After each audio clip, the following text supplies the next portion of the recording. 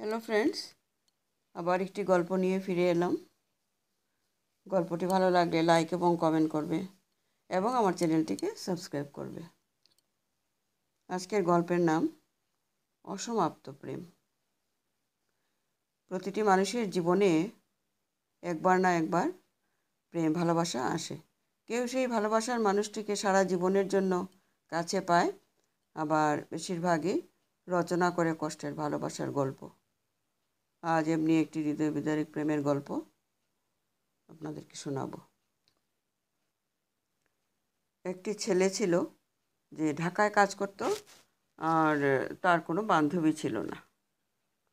সে সব সময় যে ভাবে একদিন সে অবশ্যই একটি বান্ধবী খুঁজে পাবে এবং সে তাকে খুব ভালোবাসবে। সে তার মনের মানুষটির সন্ধানে 3 বছর অতিবাহিত করেছিল। তারপর সে তার গ্রামে যাওয়ার কথা ভাবল। সে প্রায় একটি বাসে বসে থাকতো এবং সর্বদা টাইম পাসের জন্য ফেসবুক চালাতো।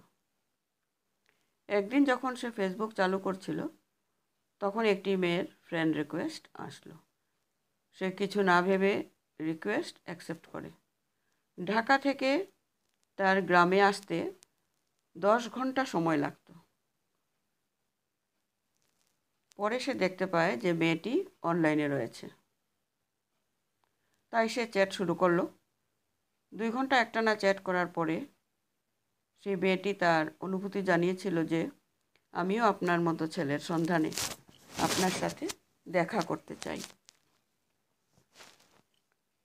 মেয়েটি ঢাকাতে পড়াশোনা করত। ছেলেটি বলল যে আমি ঢাকা থেকে আমার গ্রামে যাচ্ছি। আমি প্রথম দ্বিতীয় সপ্তাহ 1-2 সপ্তাহ পরে ফিরে আসব এবং আবার দেখা করব। মেয়েটিও তার কথা শুনে তাকে পছন্দ করতে শুরু করে। সে বলল, আপনার ছবি আপলোড করুন। ছেলেটি বলল, আমার এখনই কোনো ছবি নেই, তবে গ্রামে পৌঁছা মাত্রই ছবিটি আপলোড করব। এরপর দুজনেই অফলাইন গেল। অতঃপর সেই ছেলেটি সারা রাত তাকে নিয়ে ভাবতে শুরু করলো। সকালে ছেলেটি তার বাড়িতে পৌঁছেছিল। তারপর সে বিকেলে ফেসবুক খুলল এবং দেখলো যে মেয়েটি অনলাইনে আছে। সে প্রতিশ্রুতি পূরণ করে তার সাথে কথা বলল। ছেলেটি ইতিমধ্যে প্রস্তুত ছিল এবং সে তার ছবি আপলোড করলো। মেয়েটি তার ফটো পছন্দ করে এবং তার ছবি আগেই আপলোড করেছিল। 10 দিন পরে ছেলেটি ঢাকাতে ফিরে আসছিল। সে খুব মরিয়া। রাত 11টা বাজে। ঢাকা এবং তার গ্রামের মাঝে মণিপুর নামে একটি গ্রাম ছিল, যেখানে চোর ডাকাতরা থাকত। ওই এলাকায় পৌঁছে বাসের গতি 100 কিলোমিটার ঘন্টায় ছিল। সেদিন বাসটি সেই নির্জন বনে খুব দ্রুত গতিতে চলেছিল এবং সেই ছেলেটি কেবল মেয়েটির স্বপ্ন দেখেছিল। এই সময় বাস ও ট্রাকের সংঘর্ষ হয় এবং বাসে বসে থাকা 10 জন মারা যায় এবং 8 জন আহত হয়। প্রেম খুঁজতে গ্রাম থেকে ঢাকা যাওয়া ছেলেটিও দুর্ঘটনার সাথে জড়িত ছিল এবং ওই 10 জন মারা যাওয়ার একজন সেও ছিল। দুর্ঘটনার সময় পুলিশ যখন পৌঁছে, তখন তারা দেখলো ছেলেটির হাতে একটি মোবাইল রয়েছে এবং তাতে ফেসবুক খোলা ছিল। পুলিশ ছেলেটির লাশ পোস্টমর্টেমের জন্য পাঠালো। তারপর একজন পুলিশ ছেলেটির মোবাইল হাতে নিল এবং দেখলো যে একটি SMS টাইপ করা, যেখানে লেখা ছিল, শুভ জন্মদিন আমার প্রথম ভালোবাসা, দীর্ঘায়ু হও, আই লাভ ইউ জান। তুমি জানো আমি আজ খুব খুশি তোমাকে পাওয়ার জন্য। আমি কি করিনি, মন্দির, মসজিদ, গির্জা সব জায়গায় গিয়েছি। তারপরে তোমার মতো প্রেমিকাকে পেয়েছি। আমি তোমাকে চিরকাল সুখী রাখবো। তোমাকে কখনো ছেড়ে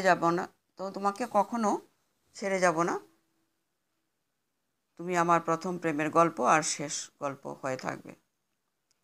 পুলিশটি যখন SMS পড়ে, তখন তার চোখ দিয়ে জল বেরোয় আসলো।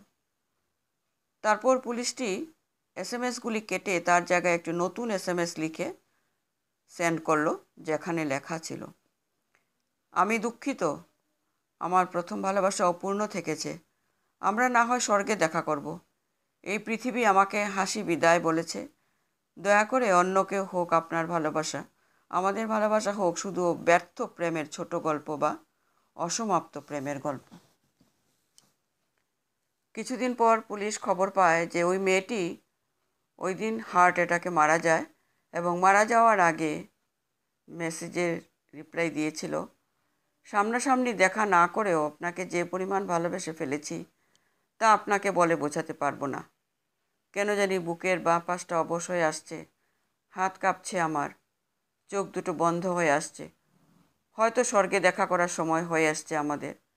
আচ্ছা, স্বর্গে আমাকে দেখে চিনতে পারবে তো? যদি চিনতে পারো তাহলে আজকের ব্যর্থ ভালোবাসা সেদিন পূর্ণতা পাবে। এই রিপ্লাইগুলো পড়ে ওই দিনের সব পুলিশরা শুধুই কেঁদেছিল, যা ছাড়া তাদের আর কিছু করার ছিল না। আজকের গল্পটি এখানেই শেষ করছি। নমস্কার।